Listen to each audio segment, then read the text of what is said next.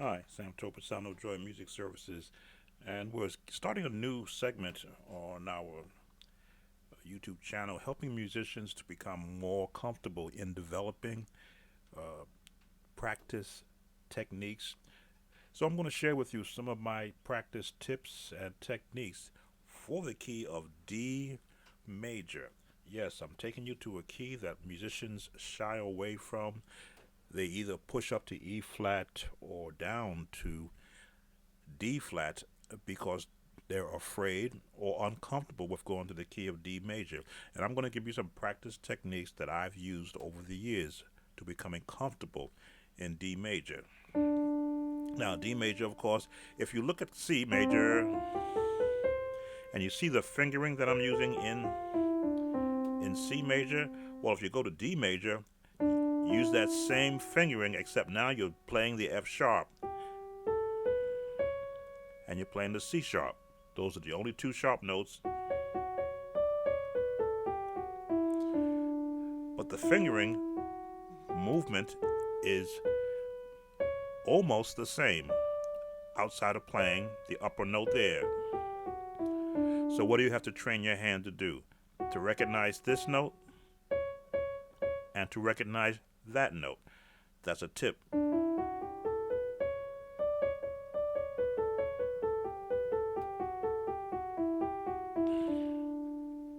These are one of the things that I practiced as a young musician without a book showing me the a way to develop a practice technique.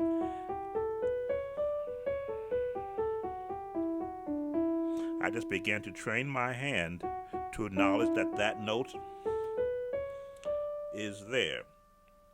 So that's a one practice technique. I always stress the correct fingering, 2 octaves.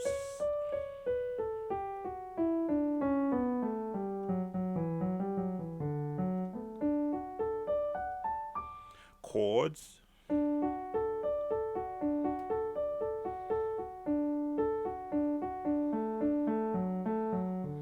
All this again to get your, first of all, your hands used to moving across the keyboard in another key that you don't normally play in, and the training of your ear to hear this note, this pitch, and the associate notes that are in between.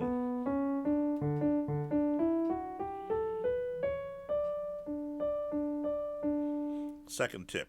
Now, generic chords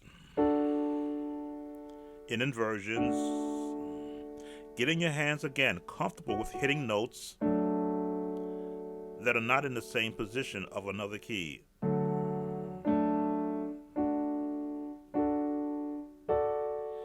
And we're staying in between these 2 octaves right now.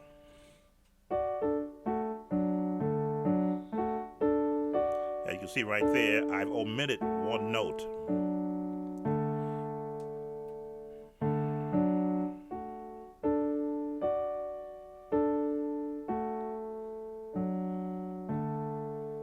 And I omitted that note purposely to train my hands how to move comfortably around.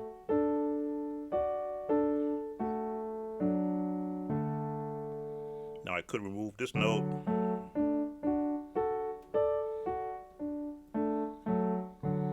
Or remove, let me see.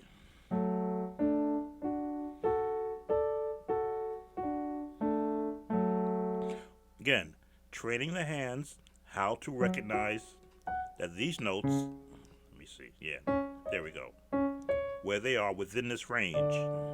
So I know that I have this note and this note in that range.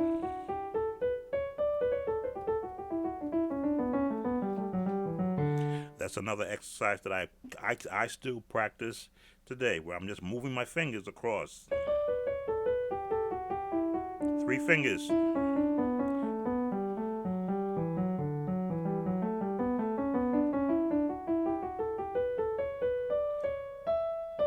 A little higher.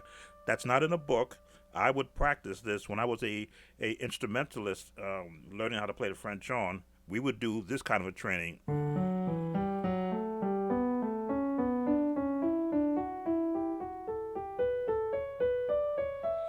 just to build up our muscle strength in our lips playing the French horn. Just this.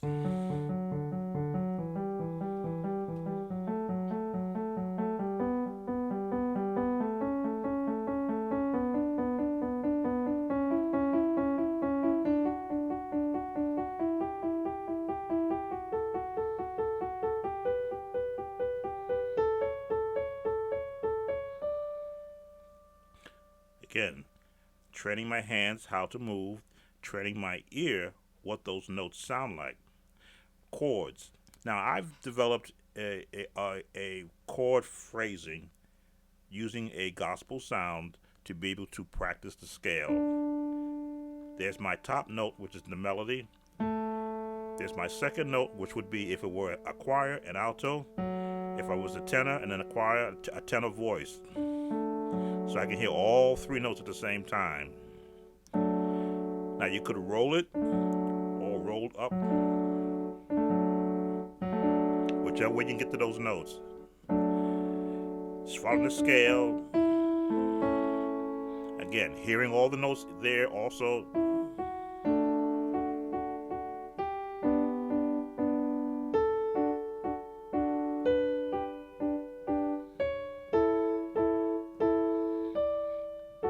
All the way to the top. Back down.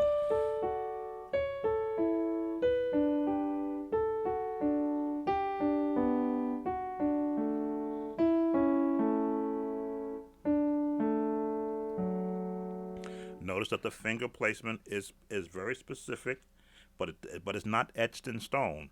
Instead of this, I could do this and leave the pinky out. Again, switching around.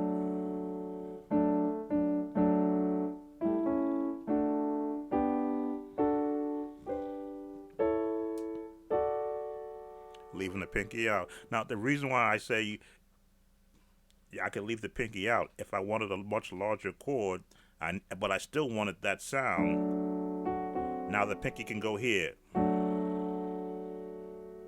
if I wanted a larger chord.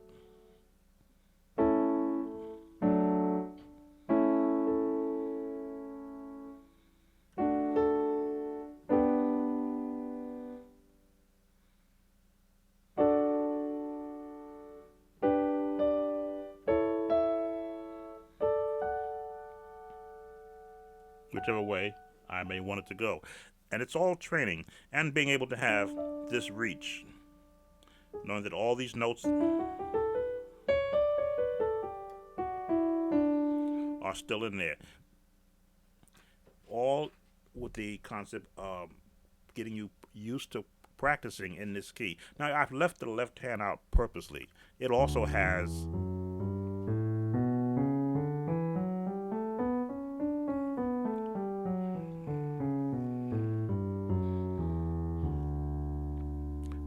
its own fingering also.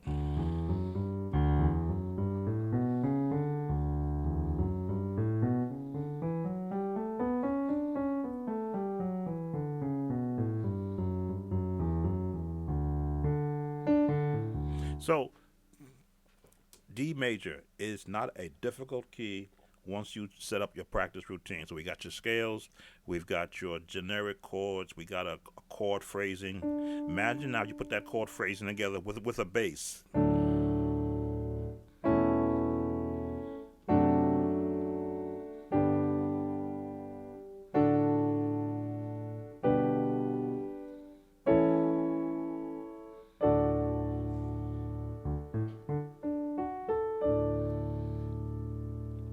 So now, when you're in gospel music and when you're playing anything that gives expression, you're always looking for the whole chord family, not just the majors, but the sevenths, the minor sixes that is found in the chord family, and the nines, or they call it D major add, perfect fifth. Let me see. It's all such too. In my book, it's called a ninth note. 1, 2, 3, 4, 5, 6, 7, 8. The ninth note. There we go. Gotta have that bottom note. Chordiap does have its own interpretation, which I will agree with. But the idea of practicing,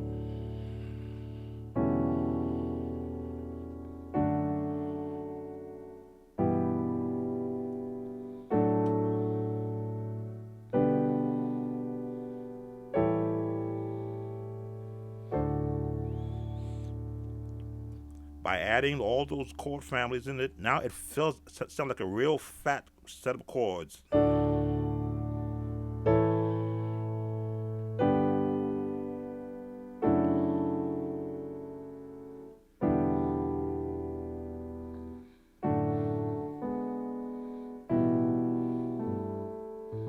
There it is.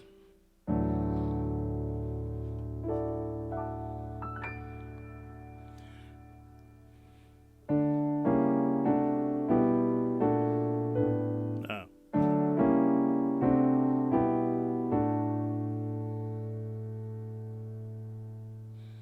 look at the chord.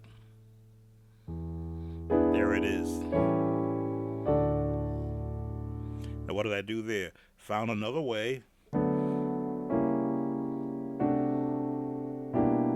There it is.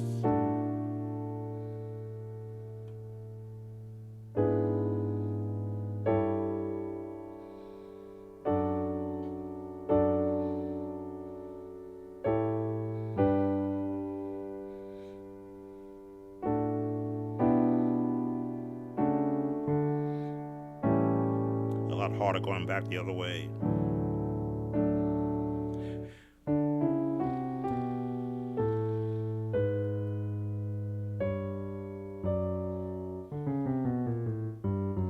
Just following a scale, but now adding and incorporating other notes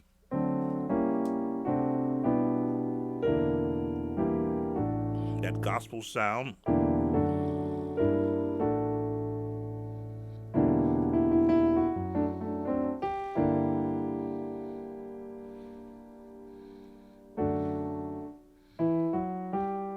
In the scale,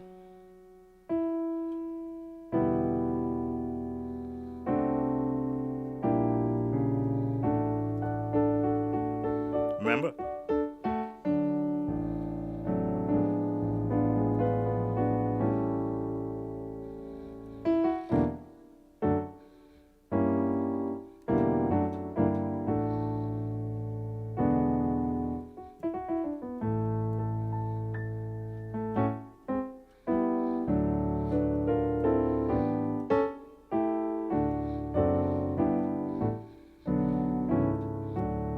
So now you see all the concepts that I'm trying to show you, the different tips, the different ways that you can approach learning a song in an awkward key. Once you get comfortable with the major notes in that key, and we haven't even touched on the minors yet, we just done the sevenths, chord fill-ins.